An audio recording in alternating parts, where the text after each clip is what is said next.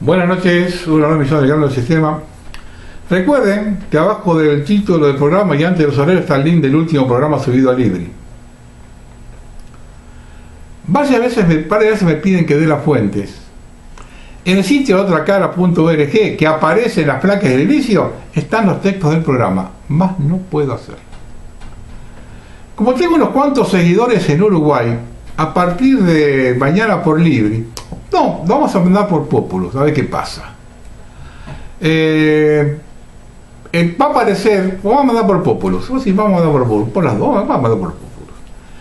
Comenzaremos una edición semanal del Grano del Sistema Oriental, con material provisto desde Uruguay. Vamos a ver qué pasa, si a los orientales les gusta o no.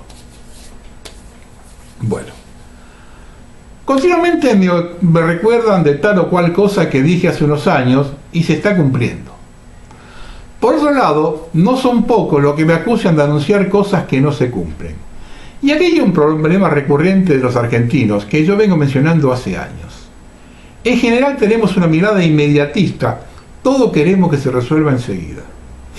Por el contrario, el régimen global planifica a distancia y nos sorprende cada día esa distancia. Con el tema del COVID, hemos visto documentos relacionados de cerca de 50 años. Si no tomamos nota y comenzamos a planificar a largo plazo, es imposible siquiera presentar batalla. Les doy un ejemplo de algo que me percaté en estos días. La jugada maestra del régimen fue haber puesto a Macri como presidente. Ya hemos hablado suficiente de él, ni los propios lo quieren. Lo que generó su gobierno es que se llevó puesta toda su clase dirigente. Eso se está viendo ahora cuando las voces que se alzan contra la prepotencia del kirchnerismo no tienen ninguna autoridad moral para hacerlo. Están lejos de representar a la gente, son todos personajes nefastos. Si esa es la oposición al kirchnerismo, estamos remando en dulce de leche. Lo quieren matar a Massa. Son los mismos que hace 5 años le rendían pleistesía cuando viajábamos con Macri. La tienen adentro, Giles. Por suerte la gente parece caminar por otro carril. Fueron a protestar al domicilio de Massa y la mala lengua dice que hay mucho malestar en el country con él. Si logran que deba mudarse es un logro muy grande. Quienes se manifestaron en el Congreso quisieron entrar al edificio. Vean la diferencia. Los de los vecinos del Tigre es una reacción acorde. Lo de la clase dirigente es una reacción acorde a nuestra clase dirigente. Gritan hasta el cielo que Cristina modificó la reforma judicial luego de ser aprobada. Y se olvidan que Macri hizo lo mismo con el blanqueo. Son lo mismo. Cada vez se parecen más. Ambas facciones están cada vez más divorciadas de la realidad y de la gente. Palabras grandilocuentes como la de Alejandro Spargossi. Impedir a los diputados concurrir y sesionar personalmente es inconstitucional. Si lo avala el Ejecutivo que dirige la fuerza pública, el asunto es insoluble. Si lo convalida la Corte por hacer una omisión, se ha de derogar la Constitución. Más claro imposible. Golpe. A ver, decimos esto y nos vamos a dormir. En el exterior ya comparan lo que acontece en el Parlamento con lo que hizo Maduro. Genial. Si no detienen esto, pasará a la historia como cómplices. Es como que el pueblo está entrando en asamblea y hay que comenzar a analizar cómo sigue esto. Y para ello tenemos que hablar de uno de los protagonistas fundamentales, la policía. Y lo que me trae de un dolor de cabeza cuando digo que la próxima lucha es contra la policía. Una de las cosas que acerté en estos años fue que el nuevo orden mundial era comunista. Varias veces también hablé de la teoría del caos y que el mismo es provocado para generar los cambios trascendentales. Y en el medio del caos, la policía es protagonista. El 20 de diciembre de 2001 no había autoridad constituida. De la Rúa anunció a las 15 y Puerto asumió el día siguiente por la mañana. Las únicas autoridades que eran los comisarios de delegaciones donde estaban los disturbios. Y hacia ellos se dirigió la jueza Celina de Cubría, única persona que se movió para tratar de frenar la represión. Y hay que tener bien claro que en el caos es cuando mejor se mueven los estalinistas. y la policía, una policía que es capaz de hacer esto.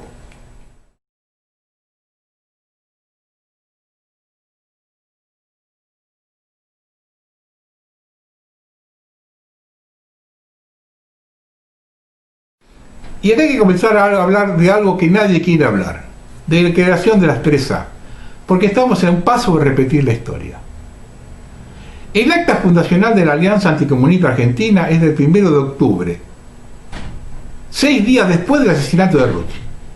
Perón se reúne con Raúl Lastiri, el ministro del Interior Benito Zambí, el director social López Rega, el senador y secretario general del PJ Humberto Martiarena, los gobernadores y vicegobernadores. Ayer se informa de la implantación en todo el territorio nacional de una estructura especial encargada de defender al gobierno y al movimiento e impedir por la fuerza cualquier acción en su contra. Les informa que tendrán amplia libertad para elegir los colaboradores y que el primer objetivo son los militantes de la ultraizquierda que llegan al peronismo en función del copamiento. Se creó a la vista de toda la sociedad un Estado al margen de la ley, dentro del propio Estado de derecho, ¿no? En el primer punto del documento reservado se define el enemigo. El asesinato de nuestro compañero José Ignacio Rucci y la forma alevosa de su realización marca el punto más alto de una escalada de agresiones al movimiento nacional peronista que han venido cumpliendo los grupos marxistas terroristas y subversivos de forma sistemática y que importa una verdadera guerra desenfrenada contra nuestra organización y nuestros dirigentes. Más adelante, no solo se habla de defensa, sino de atacar al enemigo en todas sus frentes y con la mayor decisión. Muy bien. El ejecutor era López Rega, pero la decisión la tomaba Perón. Lo que pasó después de la muerte de Perón es otra cosa. Antes era así. Pero las 3A no tenían la envergadura que parece. Hubo un grupo operativo cuyos jefes eran integrantes o exintegrantes de la Policía Federal. Y otros grupos, como los Centuriones, comandados por el comisario Villar, o el cordobés Comando Libertadores de América. Hubo patotas sindicales, los civiles de la Concentración Nacional Universitaria, el Comando de Organización. Es decir, la AAA fue un inmenso paraguas que cubrió todos los grupos represivos que mientras operaban contra la izquierda revolucionaria no tenían problemas. Existió una mesa reguladora. En lo que se refiere a la parte de López Rega puede ser, el resto fue anárquico. Pero los muchachos tenían bien identificado al enemigo, y hay que hablar de enemigo, ya que las instrucciones que dio Perón, el trato era de enemigo, lo repitió 7 veces. No vamos a ser más papistas que el Papa y poner cara de asombro. Siempre hubo grupos parainstitucionales armados en Argentina. La Mazorca, la Liga Patriótica, el Clan Radical, la Legión Cívica, la Alianza Libertadora Nacionalista. Lo que hay que hacer es un comentario que a mí me va a traer algún problema. Y es que había 2 tipos de boleta. Lo que cometían las organizaciones civiles que comenté antes y las patotas sindicales iban directo al objetivo. Una vez localizado, se lo boleteaba y se lo dejaba tirado con la inscripción AAA. Punto. Los grupos oficiales que después, durante el proceso, se conocieron como grupos de tareas, fueron los que dejaron su secuela. Aparte del objetivo, violaciones y saqueos. Y además de usar la estructura para cuestiones y venganzas personales. No es una diferencia menor, en absoluto. Vamos a poner las cosas en claro. El militar en su momento, o el político ahora da una orden, pero no lo dicen que lo aten 2 días un palo o lo violen. ¿Entienden lo que quiero decir? Los de arriba saben que la policía los cuida incondicionalmente y darle cierto margen a la tropa les favorece. Vamos por buen camino. Los gobiernos terroristas de los 70, que se alzaron contra los militares que eran la voz del imperialismo, y hoy se abrazan con el embajador de Inglaterra y Estados Unidos. ¿Y saben una cosa? Los militares gobernaron con 7 años de estado de sitio, pero que algunos me dé la fecha si me equivoco, jamás establecieron el toque de queda. Ellos jamás establecieron el toque de queda. Entonces, si estoy equivocado, cada uno lo diga, ¿eh? Yo no recuerdo haber tenido un problema para salir fuera de los horarios determinados. Y hoy ya son varias ciudades donde rige el toque de queda. El pueblo argentino me parece que está tomando nota y se va a cumplir lo que dije en marzo. Nuestra realidad es diferente al resto del mundo. Estamos en el fondo del mar y ya se están tocando esas líneas paralelas que eran paralelas hace 6 meses, la del COVID y la de la malaria. Cuando la opción de morir sea entre hambre y el virus, te quiero ver, Fernandito. Y te digo otra cosa, del ridículo no se vuelve.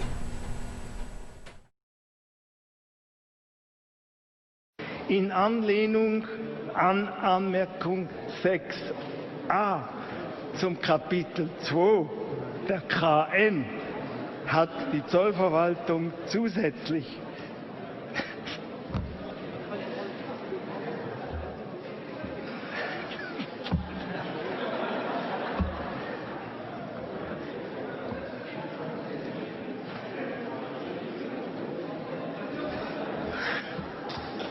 sogenannte schweizerische Erläuterung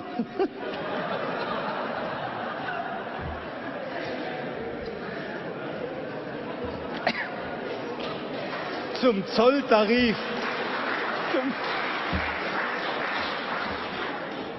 Zolltarif publiziert. Danach werden gewisse Erzeugnisse noch im Kapitel 2 eingereiht, denen bei der Herstellung Würzstoffe zugesetzt worden sind, sofern dadurch der Charakter einer Ware dieses Kapitels nicht verändert wird. Klammer, zum Beispiel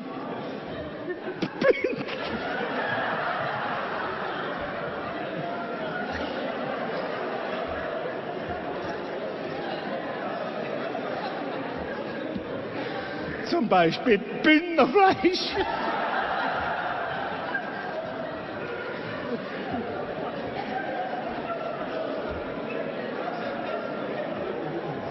Ausgeschlossen von diesem Kapitel bleibt hingegen Fleisch, bei dem die Würzstoffe auf allen Flächen des Erzeugnisses verteilt und mit bloßem Auge wahrnehmbar sind. Cierto más largo que un mundo. El coronavirus está afectando psicológicamente a mucha gente, pero a nadie tanto como al gobierno argentino. Esto pasó de verdad, uno de los recuentos de fallecidos por COVID coincidió con el Día de las Infancias, así que justo al lado de los que daban las cifras de muertos, pusieron a esta persona por el Día de la Infancia. Una nube, mucha lluvia, crece el pasto y el árbol, caen las hojas sobre el agua, hay un pulpo y un caracol.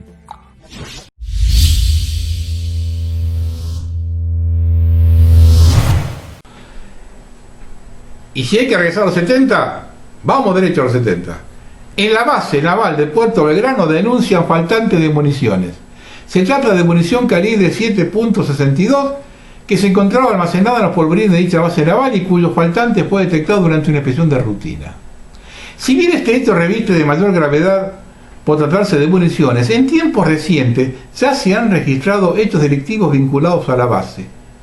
A principios del presente año, la policía de la provincia llenó un depósito en la localidad de Punta Alta, en el cual se vendían ilegalmente placas de bronce, vainas de munición en desuso, relojes de presión, campanas y otros objetos sustraídos de la base naval. Asimismo, en diciembre del año pasado se informó de un robo en las oficinas de Gaceta Marinera, el diario oficial de la Armada, que tiene Puerto Belgrano, y por medio del cual se había sucedido la suma de 250.000 pesos que estaba guardada en una caja fuerte. Así empezó la guerrilla en los 70.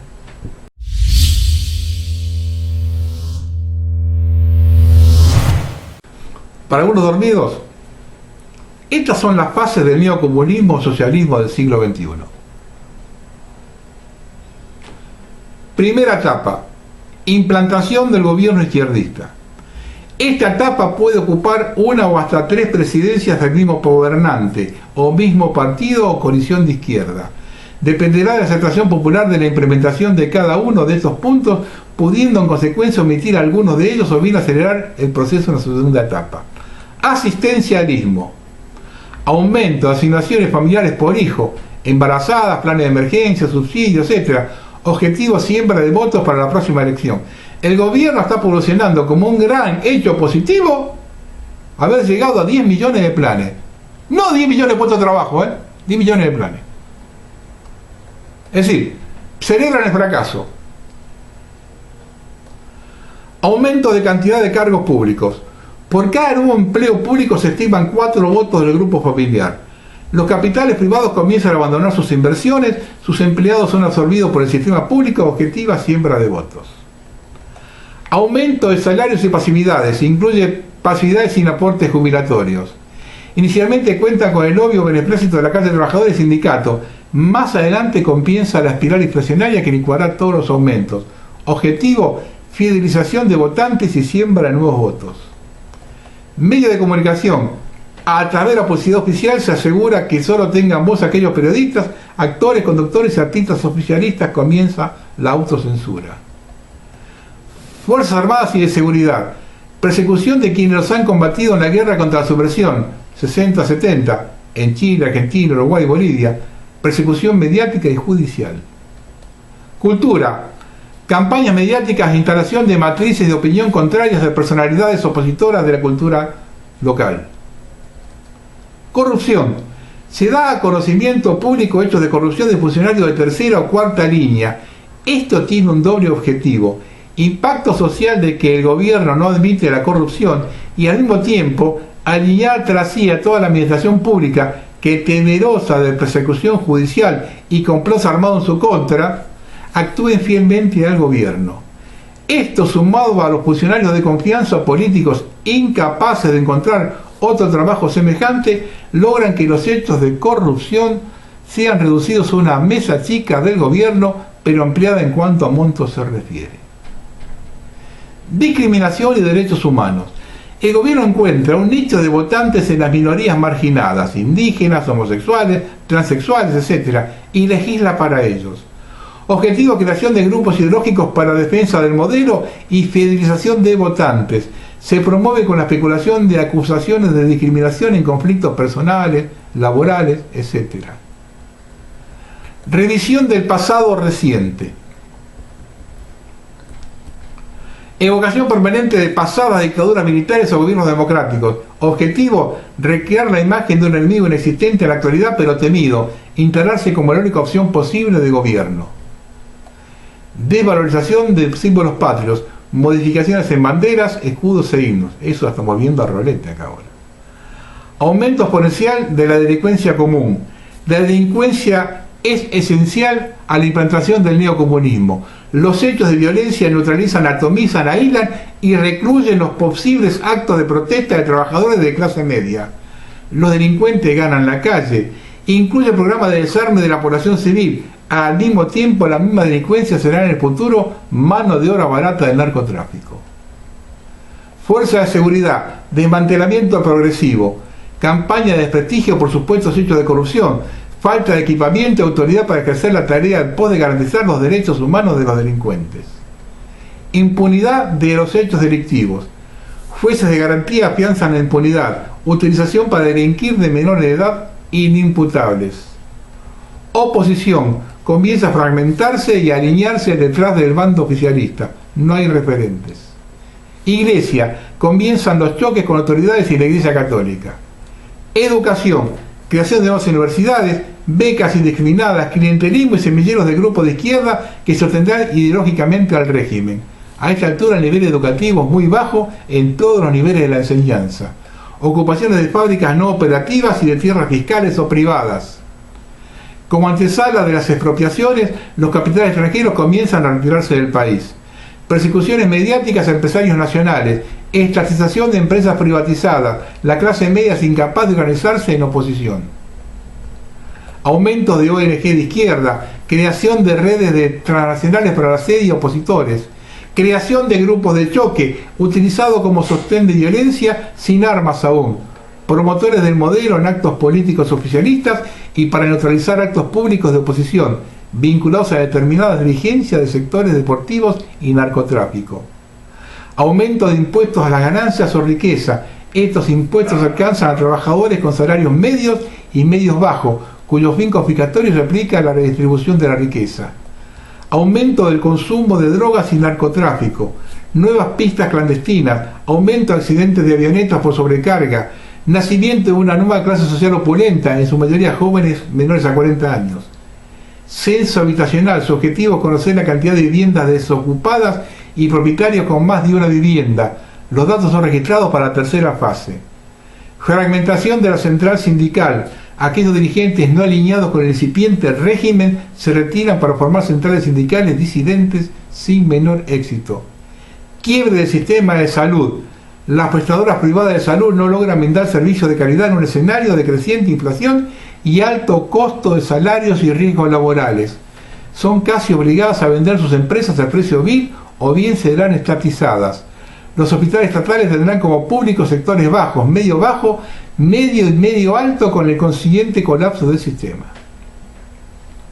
Segunda etapa, consolidación. Quiebre de la clase media, tal como fue el objetivo con las Fuerzas Armadas y las Fuerzas Ciudadanas en la primera etapa. Ahora es con la clase media. Desesperanza, desamparo, subversión del orden establecido.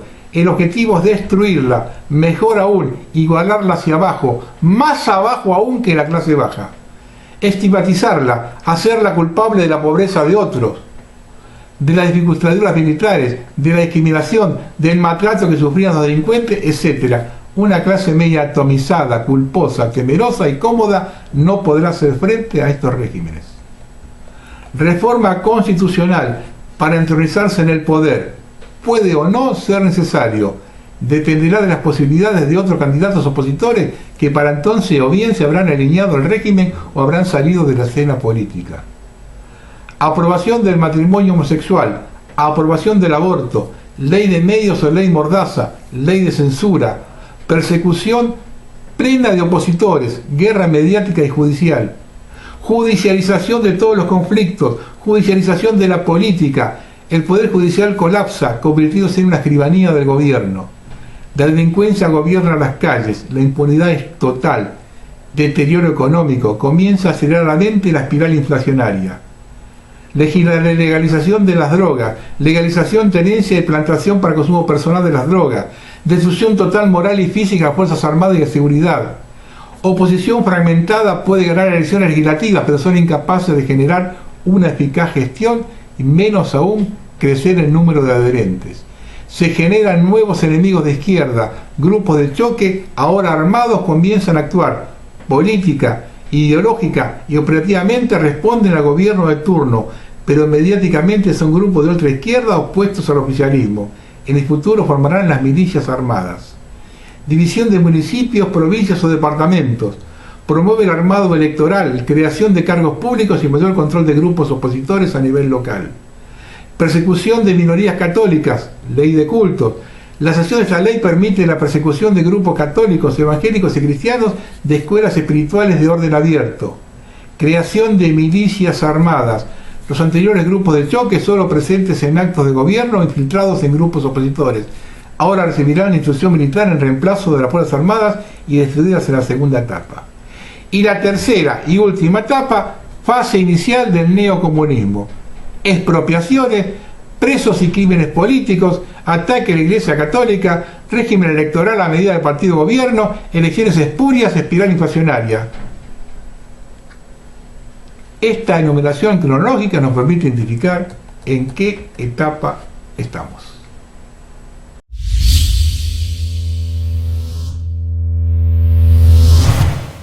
Otra cosa de la que nadie habla, la base china en Neuquén.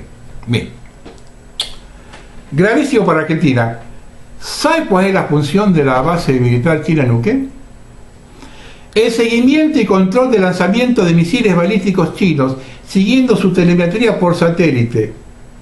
Esto significa que la base lo que hace es, a través de los satélites que controla, ubica blancos en tierra, los marca como objetivos a bombardear, da el ok y luego controla mediante satélite que los misiles intercontinentales disparados por China hacia Estados Unidos, Israel u otro país den en el blanco. Esa es la función exacta de la base militar. Por lo tanto, Argentina hoy es objetivo militar a bombardear por misiles intercontinentales de la OTAN y Estados Unidos. Nos están metidos en un grandísimo y gravísimo problema. Este informe que voy a pasar Es un informe de inteligencia de Estados Unidos publicado aquí.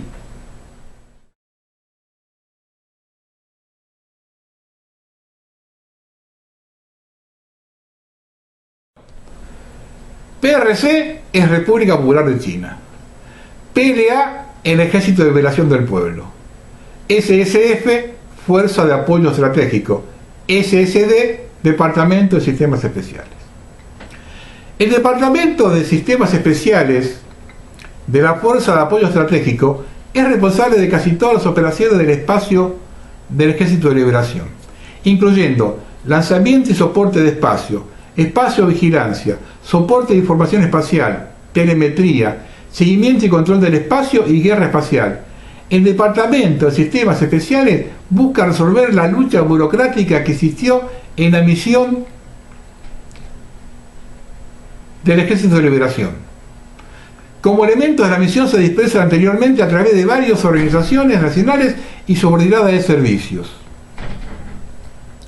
La República Popular China designó oficialmente al espacio como un nuevo dominio de la guerra en su libro blanco de defensa de 2015 y espera que el espacio juegue un papel importante en los conflictos futuros al permitir huelgas de precisión de largo alcance y negar otros tantos militares el uso de sistemas aéreos de comando, control, comunicaciones, computadoras, inteligencia, vigilancia y reconocimiento.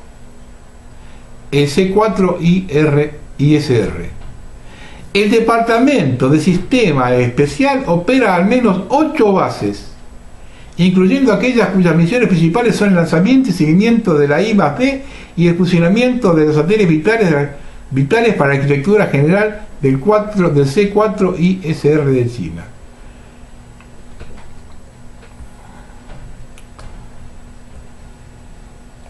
A ver, la SSF, la Fuerza de Apoyo Estratégico ejecuta estaciones de seguimiento, telemetría y comando en Namibia, Pakistán y Argentina. C4ISR es igual acrónimo militar, significa mando, control, comunicaciones, computadora, información e inteligencia, vigilancia, adquisición de objetivos y reconocimiento. Estos son los militares chinos trabajando en la base militar de la Patagonia Argentina. Es increíble, pero solo en Argentina. ¿Creen que una base militar manejada por militares, supervisada por el presidente del Partido Comunista Chino, que es el jefe del Comando Central Militar, fue creada para fines civiles?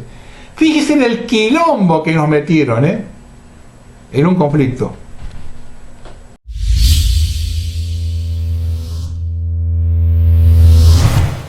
Esto lo escribió el doctor Lawrence Franklin y viene a colación porque el gobierno argentino se está endeudando con China, porque es la diplomacia de la trampa de la deuda de China.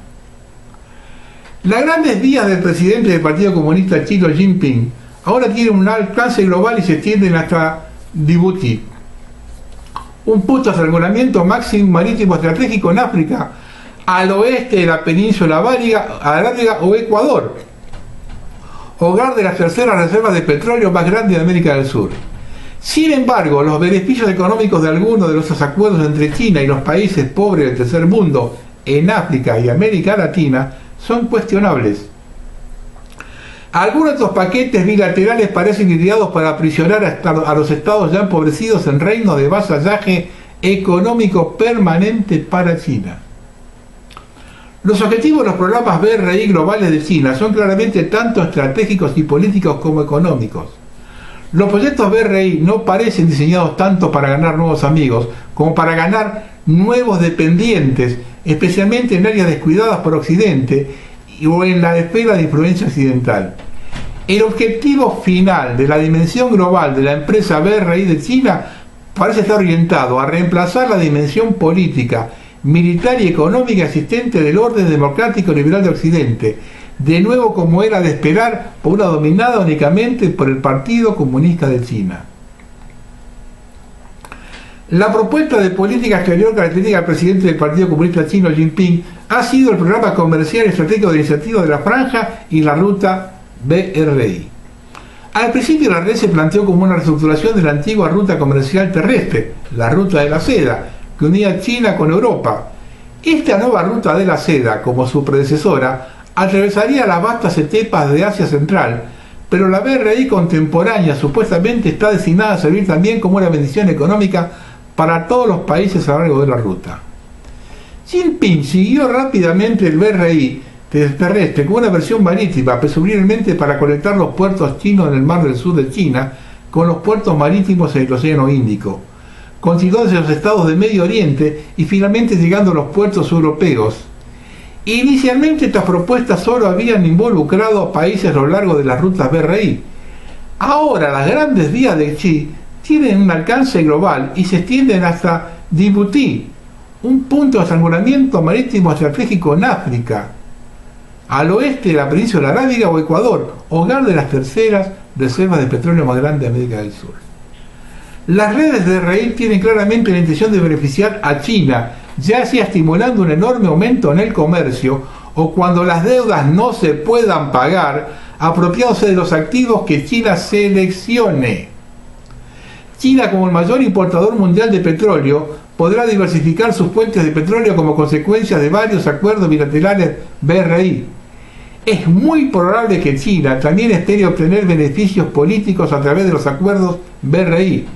Los países que participan en el BRI de China, y generalmente amigos de Estados Unidos y sus aliados, podrían evitar apoyar las preocupaciones de seguridad nacional de Occidente por temor a perder las grandes inversiones chinas en sus economías locales. Y ya hay muchas pruebas sobre algunos estados participantes en el BRI de silenciar las críticas al pobre historial de China en materia de derechos humanos. Muchos países islámicos, por ejemplo, guardan silencio sobre el trato casi genocida de China a millones de musulmanes y uigures en su provincia neoccidental de Xinjiang. Algunos estados musulmanes incluso han elogiado las políticas internas de China hacia la etnia uigur de Xinjiang. Ningún estado de mayoría musulmana votó para condenar el trato de los uigures en apoyo de la resolución de la ONU de Occidente a señalar públicamente a Beijing. Los críticos del programa BRI de China señalan que los acuerdos de préstamos chinos carecen de transparencia y que los contratos a veces sirven a los intereses de China de una manera extorsiva, ajenos a las preocupaciones locales. Sri Lanka, por ejemplo, después de no haber cumplido con sus obligaciones de deuda con China, cedió el puerto de Hambantota a Beijing. Venezuela entrega petróleo a China en lugar de sus monedas sin valor. Ecuador, en el primer año completo de la presidencia de Xi, ya estaba exportando el 90% de su petróleo a China, incluso por debajo del precio del mercado mundial. Además, parece que Ecuador no puede evitar la violación, esto es lo que yo propongo anterior, Ecuador no puede evitar la violación de su vida marítima justo en el borde de su zona económica marítima soberana por cientos de barcos de pesqueros chinos, cerca de las Islas Galápagos. Ellos simplemente levantan todo, dijo un capitán de barco que pidió no ser identificado. Los críticos también acusan a China de favorecer los contratos BRI con países que tienen regímenes autoritarios. Beijing ha invertido en Zimbabue en África, Laos en el sudeste asiático y Venezuela en América del Sur. Una nueva crítica occidental particularmente ominosa es que China distribuye su tecnología de reconocimiento facial a países afiliados al BRI, donde se han instalado sistemas de vigilancia chinos en estados como Bolivia, Venezuela y Ecuador. No es sorprendente que el desprecio de China por los derechos humanos de sus propios ciudadanos se extienda a los derechos de los ciudadanos de las naciones anfitrionas. La extracción china de materias primas y minerales de Ecuador, por ejemplo, ha provocado protestas de los nativos Shuar y Guarani, preocupados por el medio ambiente. Si bien algunos de los proyectos de infraestructura china son beneficiosos pero costosos, como la construcción de una línea ferroviaria de Kenia desde la capital, Nairobi, hasta el puerto principal de Mombasa, otros son elefantes blancos. Uno de esos proyectos marginalmente útiles es una carretera construida por ingenieros chinos de la capital de Uganda, Kampala, hasta el aeropuerto internacional del país en Entebbe. Se espera que el proyecto mejore el tráfico, pero traerá pocos o ningún beneficio, aparte de trasladar recursos locales a China. No andan más que los chinos por esa carretera. Una deficiencia adicional del desembolso masivo de préstamos chinos que financian proyectos de infraestructura es que las naciones anfitrionas se ven obligadas a tolerar lo que el presidente del Partido Comunista llama características chinas. Cuando Beijing se instala en un proyecto de infraestructura, un gran número de trabajadores chinos llegan al país anfitrión, establece su propia sala de estar, completan el proyecto y luego se van. Hay poca o ninguna contratación de trabajadores locales o capacitación de los locales en habilidades que podrían obtener en beneficio de la presencia extendida de profesionales calificados de China. Algunos equipos chinos incluso traen a sus propios chefs y rara vez participan en actividades sociales con ciudadanos de la nación anfitriona. Los objetivos de los programas BRI globales de China son claramente tanto estratégicos y políticos como económicos. Los proyectos BRI no parecen diseñados tanto para ganar nuevos amigos como para ganar nuevos dependientes, y especialmente en áreas descuidadas por Occidente o en la esfera de influencia occidental. El objetivo final de la dimensión global de la empresa BRI de China parece estar orientado a reemplazar la dimensión política, militar y económica existente del orden democrático liberal de Occidente, de nuevo como era de esperar, por una dominada únicamente por el Partido Comunista de China.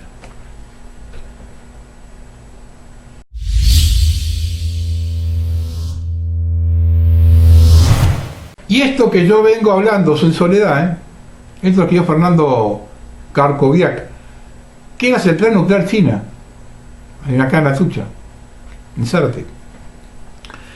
La construcción de la cuarta central nuclear volvió a la agenda oficial de la mano de las presiones chinas para apurar la firma del contrato que ambos estados vienen negociando hace 6 años. El gigante asiático busca venderle al país un reactor PWR de uranio enriquecido y agua liviana que demandará una inversión de 7.800 millones de dólares, y luego de 6 años de construcción aportará a la red unos 1.000 megavatios. La fecha tentativa para firmar el contrato es en noviembre, y en el gobierno hay preocupación porque es una mala decisión, puede condicionar la matriz energética nada menos que durante los próximos 60 años, periodo de vida útil de la central. Son varios los funcionarios que no están convencidos de realizar semejante inversión para un proyecto llave en mano por una tecnología que Argentina no controla, y por lo tanto la vuelta dependiente de proveedores extranjeros de insumos críticos, como son los combustibles de la central.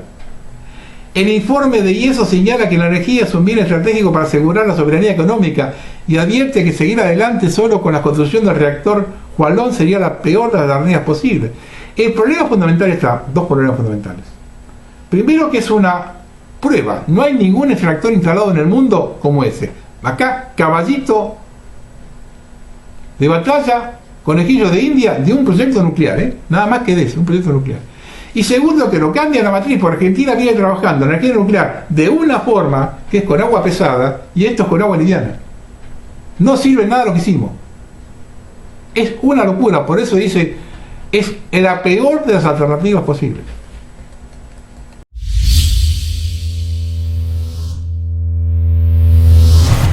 Acá les dejo las fotitos para que vean, así se despejan un rato, para que vean quién es quién y quiénes manejan el mundo.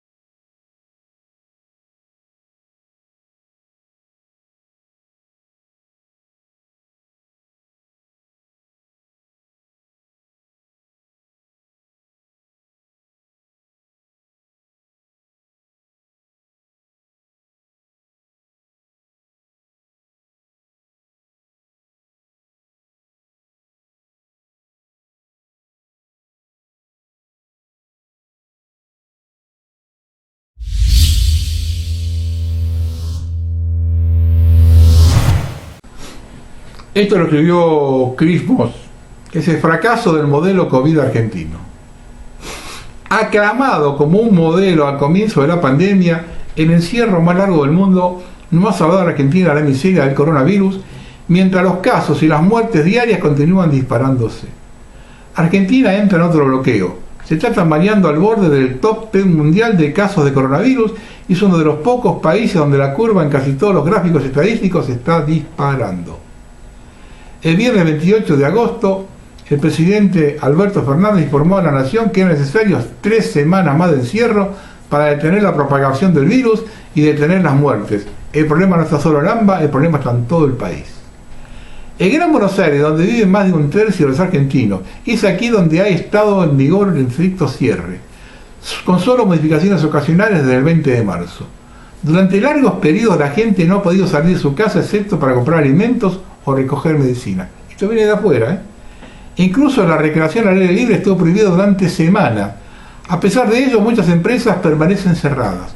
Los restaurantes y bares solo pueden ofrecer un servicio de comida para llevar. No se permiten reuniones en grupos de interiores. Las reglas han estado vigentes durante más de 164 días en parte de Buenos Aires.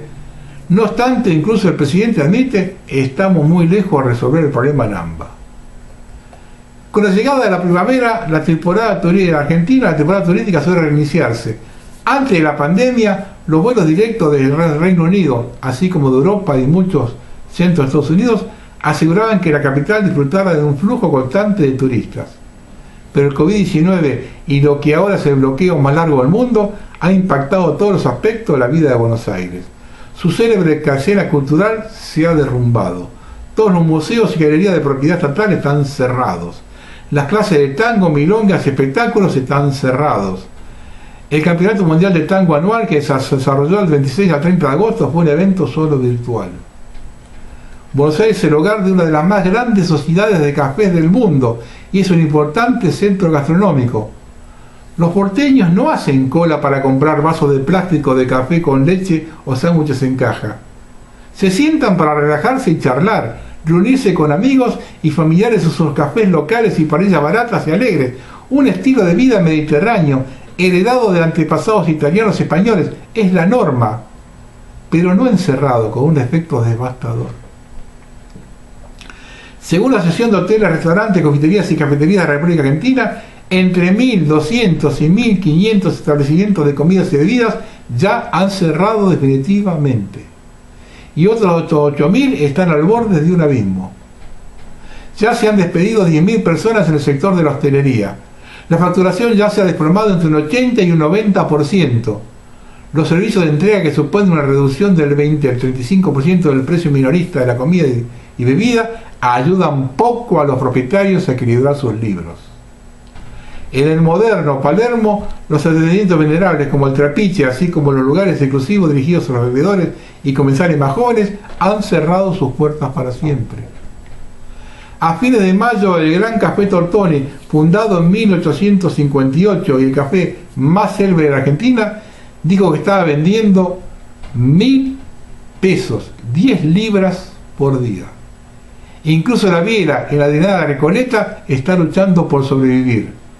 La grandeza de Buenos Aires ya está muy descolorida, ahora está en peligro de desaparecer a medida que se extiende el bloqueo. Donde otras ciudades de América del Sur tienen sitios antiguos, palacios históricos, playas u otros activos naturales, su principal patrimonio es su vida social y cultural. Si esto es eliminado por COVID-19, quedará muy poco para disfrutar.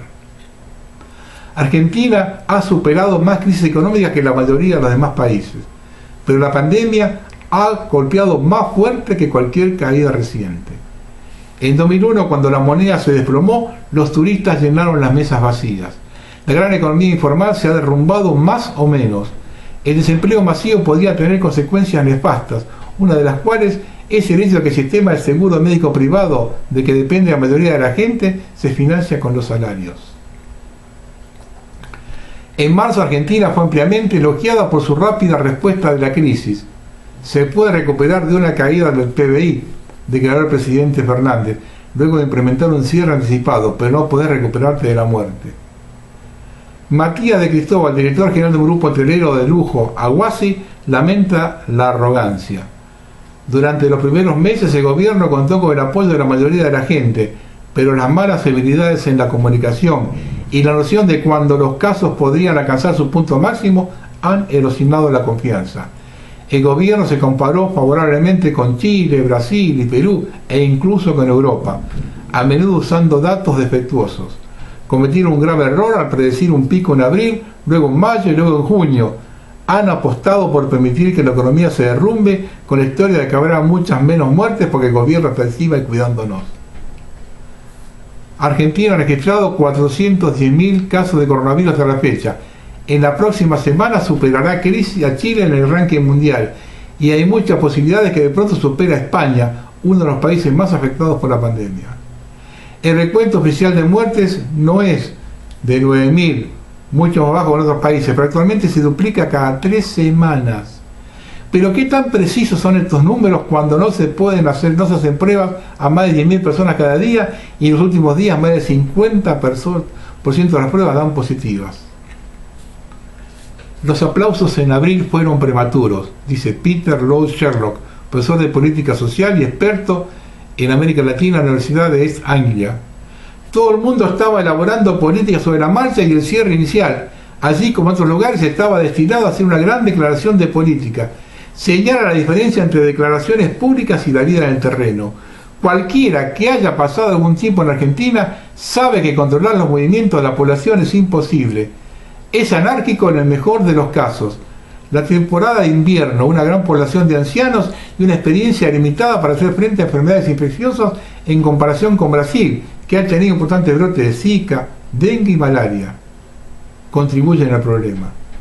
La edad promedio de la muerte por COVID está muy encima de los 70 y ciertamente hay un subregistro de muertes de este grupo por edad, dice el profesor Lloyd Sherlock. En las últimas semanas el virus se ha propagado rápidamente en provincias como Jujuy, en el noroeste de los Andes y Mendoza, una región vitivinícola de fama mundial. Tierra del Fuego, la provincia más austral, también es motivo de preocupación. Para las empresas de turismo del Reino Unido, estos son los destinos a los que se dirigen los viajeros después de probar los cafés y los bares de Buenos Aires. Lamentablemente, la realidad que están viendo Australia, Nueva Zelanda y ahora Argentina es de un bloqueo demasiado severo. No solo aplana la curva, sino que también la extiende, dice Edward Pine, director gerente del especialista regional Last Frontiers. Me encantaría que Argentina siguiera el ejemplo de México, Costa Rica y Brasil y abriera las fronteras internacionales, aunque con precauciones sensatas, como requerir una prueba de PCR a la llegada. El eclipse total a principios de diciembre es una oportunidad perfecta para que el país estimule el reinicio del turismo, un proceso que se necesita tan desesperadamente para evitar un desempleo generalizado y un daño permanente en un sector tan importante de la economía. Aproximadamente una décima parte de la población argentina trabaja en el sector de viajes y turismo y estima que genera hasta una décima parte del PBI nacional. La mayor parte de los ingresos se generan durante los meses picos de Navidad y marzo. Las medidas COVID-19 de Fernández se implementaron para permitir que el país y sus servicios de salud atraviesen los meses fríos, pero a medida que se acerca la primavera, las fronteras internacionales permanecen cerradas sin perspectiva de vuelos regulares en el corto plazo. Las empresas ahora no esperan turistas extranjeros en Argentina hasta el verano del 21-22. Parece probable que este año la temporada pico para el turismo sea reemplazada por un pico en los casos del COVID-19. Así nos ven de afuera.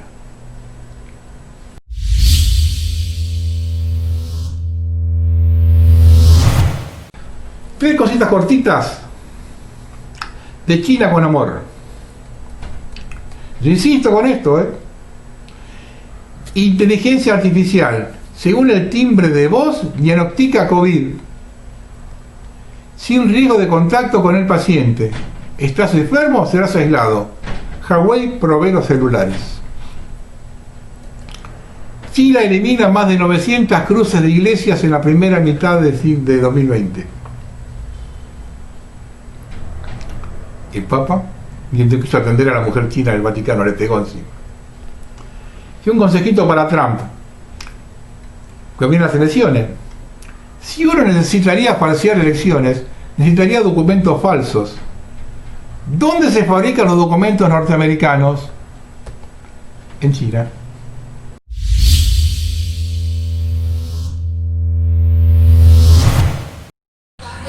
Estamos con el padre Leopoldo.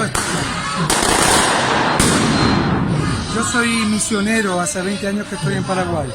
Empecé trabajando con los indígenas, además soy exorcista hace 29 años. Trabajé mucho en la parte de salud y puedo dar testimonio de las barbaridades que ha cometido Naciones Unidas en muchos países, sobre todo en Paraguay. Han hecho experimentos con indígenas, con niños pobres, hacen esterilizaciones masivas, prueban medicamentos, ensayan con las vacunas. Esto de ahora es un ataque satánico para debilitar la economía o destruirla, para estafar y robar corruptamente, para destruir la educación y atacar la iglesia. Por eso tenemos que despertar y abrir los ojos y estar unidos. No es una lucha solamente contra autoridades corruptas, sino es una lucha contra los instrumentos de Satanás que están actuando, porque están haciendo lo mismo en muchos países y tenemos que plantear las cosas, luchar por la verdad. Están matando gente, tengo muchos testimonios de gente que la encierran, la dejan morir, las encierran en bolsas mortuorias.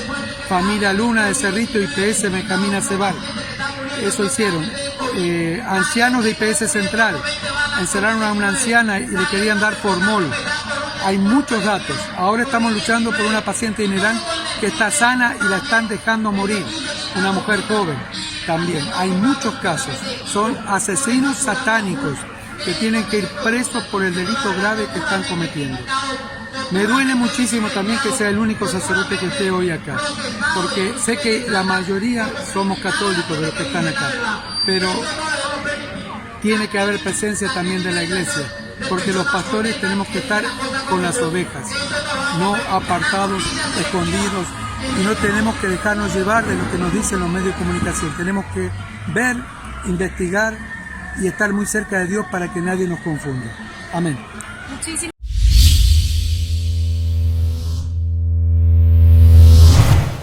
Bueno, ahora vamos a hablar un cachito de lo que pasa en el sur con las usurpaciones. Pues hay cosas que tampoco se dice mucho acá, ¿no? Quien está a cargo de las tomas, se dice mapuches, están vinculados en algunos casos a la RAM. Se identifica como Pulof Lauken Winkul Mapu. Vivían en una villa de Bariloche llamada Virgen Misionera. Los echaron por ladrones y decidieron seguir las visiones de Sumachi. A esa comunidad pertenecía Rafael Nahuel, muerto en enfrentamiento con el grupo Albatro, aunque hay dudas respecto del arma de la que salió el disparo. Las tomas comenzaron en 2017 porque una machi había tenido la visión que esas tierras le corresponden ancestralmente. Son tierras privadas compradas de manera legal y ubicadas dentro de los límites del Parque Nacional Nahuel Huapi. Los miembros Pulof Lauken Winkul Mapu son en realidad una familia, los Nahuel Colhuán, María Nahuel, la madre, Cristian Colhuán, el padre, y su hijo Cristian, el encapuchado que lidera las tomas, su hija la famosa machi Betiana. Una sobrina, Joana Colhuán, es voluntaria del ejército argentino. El nombre de Joana aparece en la causa por el enfrentamiento armado en el que murió Rafael Nahuel, sobrino de la familia. En un tuit de la época, Micaela Joana Colhuán, soldado voluntaria de la Escuela Militar de Montaña, a cargo de la RAM Mascardi. En 2013 participó del control de las elecciones municipales como autoridad de mesa y coordinadora de los comicios del 1 de septiembre de ese año por el kirchnerismo. A mí me llamó la atención el semejante error del gobierno nacional al denunciar a quienes reclaman por una solución legal pronta y contundente. Eso es echar leña al fuego.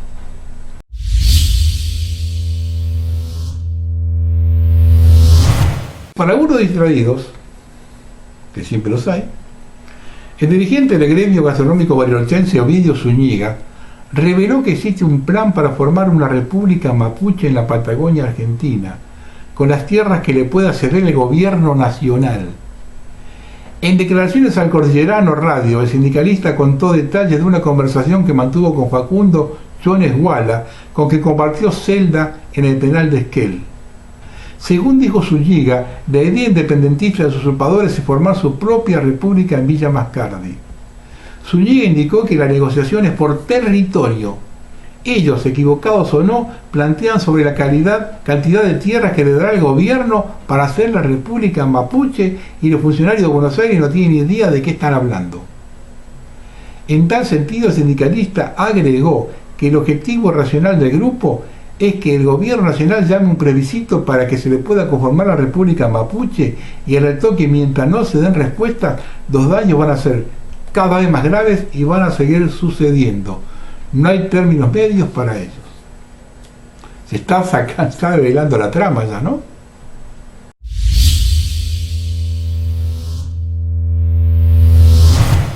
Y están estas usurpaciones en la costa. Crecen las tomas de casas vacías en la costa y a los propietarios no los dejan entrar en las ciudades. La caravana que salió de Buenos Aires hacia el partido de la costa, luego que la policía no lo dejara pasar, al final arreglaron, parece que pueden hacer los 70 por día. No se dan datos de Mar del Plata, la ciudad más grande. Y el intendente de Monte Hermoso no deja ingresar a propietarios desde marzo. Ha habido robos, destrozos. Es un emperador. Son 18.000 propietarios inhibidos de ver sus casas. El impuesto municipal por rentista cerca de 7.000 pesos mensuales. ¿Cómo están tensando la cuerda a tomar parido? El día que se rompa la cosa acá, van a aparecer ahorcados, pero a lo loco por todos lados.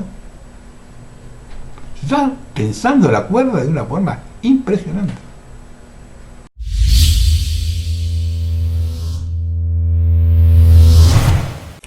Acá llegó una información de Paraguay de 2 niñas argentinas de 11 años muertas en un supuesto enfrentamiento entre los guerrilleros del EPP y la Fuerza de Tarea Conjunta, ¿no? De la Ejército y Policía. Y digo supuesto porque al mirar las fotos no se sabe si cayeron en combate. Al mirar el uniforme no se ve rastro de sangre. La foto del presidente Abdo con el revólver al revés. Por otro lado hay una denuncia de la gremial de abogados respecto al hecho, donde hacen un par de revelaciones a tener en cuenta. Ojo. Aducen que un numeroso contingente de fuerzas de tareas conjuntas atacaron a un parador de la zona boscosa del norte paraguayo, pero las únicas caídas son 2 niñas argentinas, Lilian Villalba y María del Carmen Villalba. Ambas son sobrinas de Carmen Villalba, presa política del EPP, a quien también hace más de 10 años, ojo con esto, el gobierno paraguayo en territorio argentino le asesinó a su hijito de 13 años. El gobierno paraguayo está denunciando la existencia en la Argentina de una guardería al estilo de la famosa estructura de Cuba de los niños montoneritos, y han difundido fotografías de los cadáveres de las niñas demostrando su monstruosidad sin límites. Vean las fotos, exclusivas, enviadas por un oyente de Asunción. Todo muy extraño, suena armado. Es en nuestra frontera, con víctimas argentinas y la denuncia de otro asesinato acontecido en nuestro país. Ojo,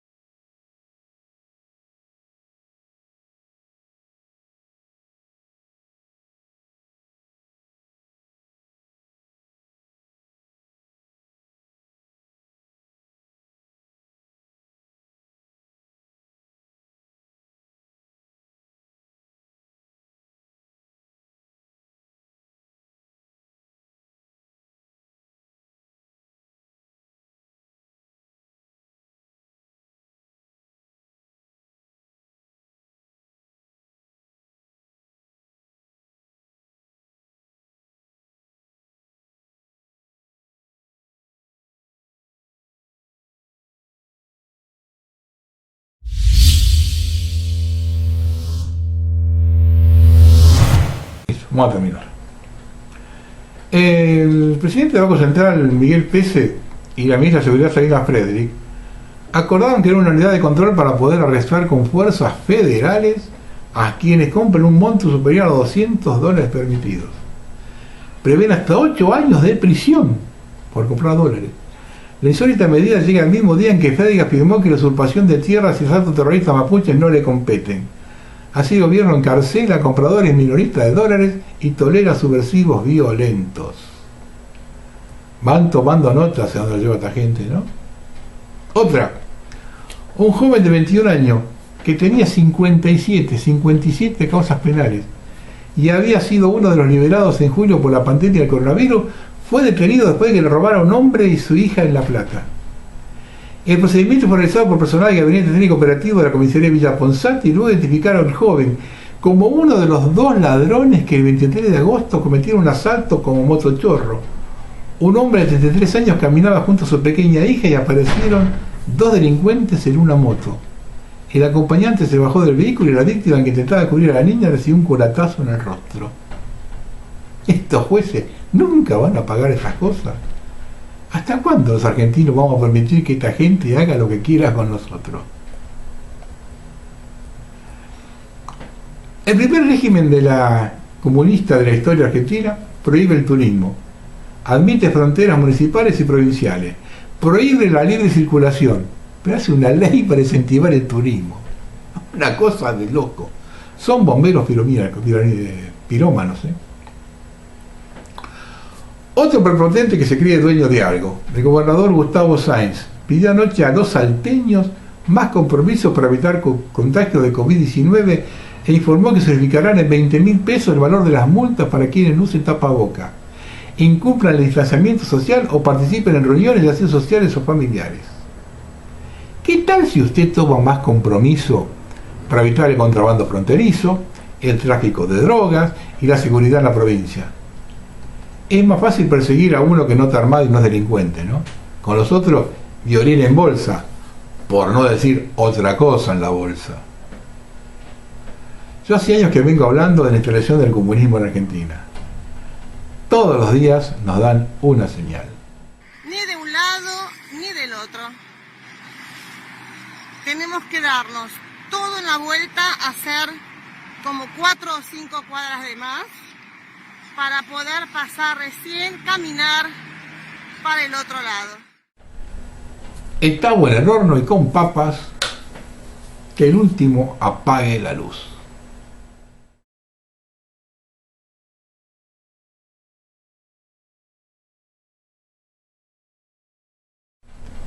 Analizando los dichos de Duhalde con mayor distancia, le salió perfecto.